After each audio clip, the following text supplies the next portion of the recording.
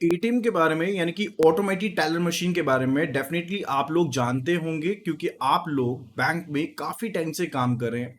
लेकिन एटीएम के बारे में एग्जाम पॉइंट ऑफ व्यू से जानना थोड़ा सा अलग बात हो जाती है। तो आज इस वीडियो में हम एटीएम से रिलेटेड सभी पॉइंट्स के बारे में डिटेल से बात करेंगे। आपको जो पॉइंट्स पता है, अगर उसमें कुछ वैल्यू ऐड ऑन होती है तो काइंडली इस वीडियो को लाइक करके जरूर जाइए और शेयर जरूर कीजिएगा। ये वीडियो स्पेशली आप लोगों के लिए ही बनाई गई है अगर आप जेआईबी की तैयारी कर रहे हैं, और मैं आशीष जैन आपके लिए ऐसे ही जेआईबी सीआईबी का कंटेंट लेकर के आता रहता हूं। तो चलिए सेशन को स्टार्ट करते हैं। एटीएम का फुल फॉर्म होता है ऑटोमेटेड टेलर मशीन, जिसका प्राइमरी वर्क होता है कि आप अपने अकाउंट से जो पैसा है वो विड्रॉ करना चाहते हैं कैश की फॉर्म में, इसलिए आप उसका इस्तेमाल करते हैं। तो एक कमेटी थी जो रंगाराजन के द्वारा हेड की गई थी, डॉक्टर सी रंगाराजन के द्वारा हेड की गई थी। उन्होंने एटीएम्स को रेकमेंड किया था कि एटीएम को स्टार्ट किया जाना चाहिए इंडिया में। तो स्टैंड अलोन एटीएम के बारे में सबसे पहले जानते हैं। एक कस्टमर को एटीएम कार्ड दे दिया जाता है, उसको एक पिन नंबर यानी कि पर्सनल आइडेंटिफिकेशन नंबर प्रोवाइड किया जाता है जो एटीएम को वैलिडेट करेगा एटीएम स्विच के ऊपर। ATM switch is just like an on off button, यानी कि अगर एटीएम स्विच वैलिडेट करता है तो ट्रांजैक्शन आगे जाएगी, नहीं तो ट्रांजैक्शन आगे नहीं जाएगी। अगर एटीएम के डिफरेंट बेनिफिट्स की बात करें तो जैसे आप सब जानते हैं कि एटीएम 24/7 अवेलेबल है। आप बहुत से कम टाइम में ट्रांजैक्शंस कर सकते हो क्योंकि वहां पर लाइनें बड़ी बड़ी नहीं लगती हैं। ट्रांजैक्शंस में आपको प्रिवेसी भी मिलती है। ये anywhere banking, any branch banking के कंसेप्ट को भी इनेबल करता है, और साथ में आप डेबिट कार्ड, क्रेडिट कार्ड दोनों का इस्तेमाल कर सकते हो, और इंटर ऑपरेबिलिटी भी होती है, यानी कि एक बैंक का एटीएम दूसरी जगह पर इस्तेमाल कर सकते हो। और भी बहुत सी सर्विसेज होती हैं जिसका इस्तेमाल आप एटीएम में कर सकते हैं, जैसे कि आप अगर कैश को डिस्पेंस करते हैं वो तो ठीक ही है, साथ के साथ अगर आप चेक डिपॉजिट करना चाहते हो, बैलेंस इंक्वायरी करना चाहते हो, आधार सीडिंग करना चाहते हो, यूटिलिटी बिल का पेमेंट करना चाहते हो, ऐसी बहुत सी ट्रांजैक्शंस हैं जो एटीएम मशीन्स पर ही इनेबल हो गई हैं। अगर बैंक के लिए बेनिफिट की बात करें तो एटीएम को सेटअप करने की कॉस्ट कंपैरेटिवली काफी कम है इन कंपैरिजन अगर आप एक नई ब्रांच को सेटअप करते हैं, और डेफिनेटली आप अपने स्टाफ को प्रोडक्टिव जगह पर लगा सकते हो। और एक क्रूशियल टच पॉइंट है जहां पर लोग आपके बैनर्स को, आपके एडवर्ट्स को देखते हैं, एंड डेफिनेटली एक अच्छा आपका रिस्पांस बनता है, आप अपने लोगों से यानी कि कस्टमर से जुड़ते हैं। और कैश हैंडलिंग भी इसमें कम हैसल होता है, जैसे कि बाकी केसेस में जो कैश मैनेजमेंट है काफी ज्यादा डिफिकल्ट होती है। अगर इंडिया में एटीएम मॉडल की बात करते हैं तो एक एटीएम होते हैं ऑनलाइन मॉडल, यानी कि ऑनलाइन एटीएम जिनको हम कहते हैं। ऑनलाइन एटीएम का मतलब होता है कि आपकी जो ट्रांजैक्शन होगी वो पर्टिकुलर जिस एटीएम के थ्रू होगी वो एटीएम बैंक के डेटाबेस से कनेक्टेड रहता है और कस्टमर को उनके ऑनलाइन अकाउंट का एक्सेस प्रोवाइड करता है। और इंडिया में सभी मॉडल ऑनलाइन मॉडल के अकॉर्डिंग ही चल रहे हैं इस टाइम पर। ऑफलाइन एटीएम वो होता है जो बैंक के डेटाबेस से कनेक्टेड नहीं है, चाहे आपका के अकाउंट में पैसे हैं चाहे आपके अकाउंट में पैसे नहीं है, एक प्री फिक्स्ड लिमिट आपको दे दी जाती है, इरिस्पेक्टिव ऑफ द बैलेंस आप उसमें से बैलेंस विड्रॉ कर पाएंगे। अब आप सोचेंगे ये तो बहुत अच्छी बात है, लेकिन आज की डेट में आपको ये एटीएम मिलने नामुमकिन है। फिर बात आती है नेटवर्क्ड एटीएम के बारे में।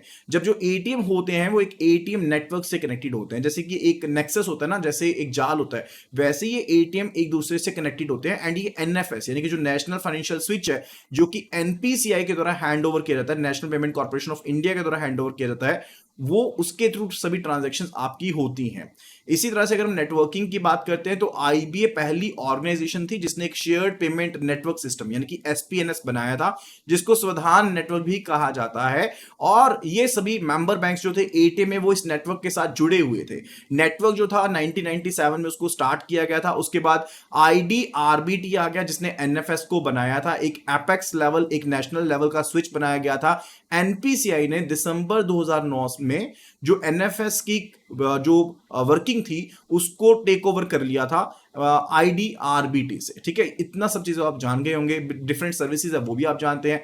अगर हम एटीएम कस्टमर इंटरफेस की बात करते हैं तो उसमें क्या क्या चीजें रहती हैं। एक तो आपके पास वीडियो डिस्प्ले मॉनिटर रहता है, कीबोर्ड या कीपैड होता है, टच स्क्रीन होती है, आपको डिफरेंट स्लॉट्स दिए जाते हैं, कैश डिस्पेंसिंग के लिए, कार्ड रीडर के लिए, डिपॉजिट स्लॉट होता है।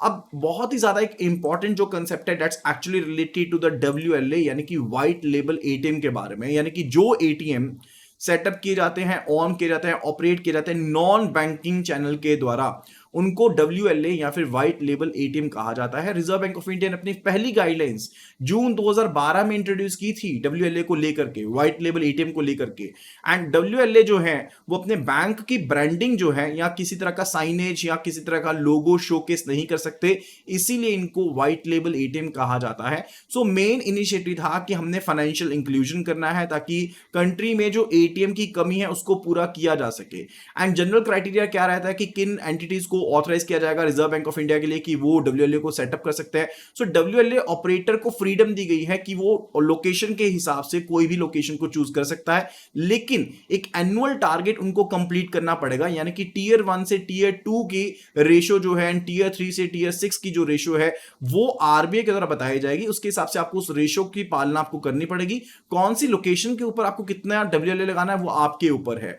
एंड सिर्फ और सिर्फ जो कार्ड्स बैंक्स के द्वारा इश्यू किए गए हैं या फिर रिजर्व बैंक ऑफ इंडिया के द्वारा जो अप्रूव्ड इंस्टीट्यूशंस हैं, ऑर्गेनाइजेशंस हैं, अगर उनके द्वारा कार्ड्स इश्यू किए गए हैं, सिर्फ उन्हीं का इस्तेमाल WLA के ऊपर हो पाएगा। और WLA के ऊपर आप डिपॉजिट को एक्सेप्ट नहीं कर सकते। नॉर्मल ATM में कर सकते हैं लेकिन WLA में नहीं कर सकते। एंड WLA ऑपरेटर जो होगा वो एक्वायरर रहेगा। देखिए ATM के केस में ना अलग अलग आपके पास पार्टीज रहती है। एक तो कस्टमर होता है, फिर एक एक्वायरिंग बैंक होता है, फिर एक्वायरर होता है, फिर नेटवर्क होता है, ठीक है। तो डिफरेंट डिफरेंट पोजीशनिंग होती है। उसके हिसाब से अगर देखें तो जो WLA का स्टेटस होगा वो एक्वायरर के हिसाब से रहेगा सभी ट्रांजेक्शन के लिए, एंड उसके अकॉर्डिंग वो फीस चार्ज भी करेगा। WLA ऑपरेटर जो होता है उसको परमिट किया जाता है कि वो एडवर्टीजमेंट के थ्रू, यानी कि जहां पर ATM है वहां पर वो एडवर्टीजमेंट शोकेस कर देगा, तो उसको अलग से एक इनकम हो जाएगी, उसके रिलेटेड है, ठीक है। एंड WLA जो होते हैं वो नॉन बैंक ओन्ड ATMs होते हैं। एंड यहां पर जो 5 फ्री ट्रांजैक्शन की जो गाइडलाइन है वो काम नहीं करेगी पहले ही ट्रांजैक्शन से, यानी कि जो कोई भी ट्रांजैक्शन होगी वो पेड ट्रांजैक्शन होगी एंड उसके बारे में कस्टमर को पहले ही बता दिया जाएगा स्क्रीन के थ्रू। WLA ऑपरेटर जो है वो किसी भी तरह की और किसी भी तरह की फीस नहीं ले सकता इशूइंग बैंक से। सिर्फ और सिर्फ उसको जो इंटरचेंज फीस है वो उसको मिलेगी एज अ एक्वायरर पोजीशन उसको मिलेगी, ठीक है।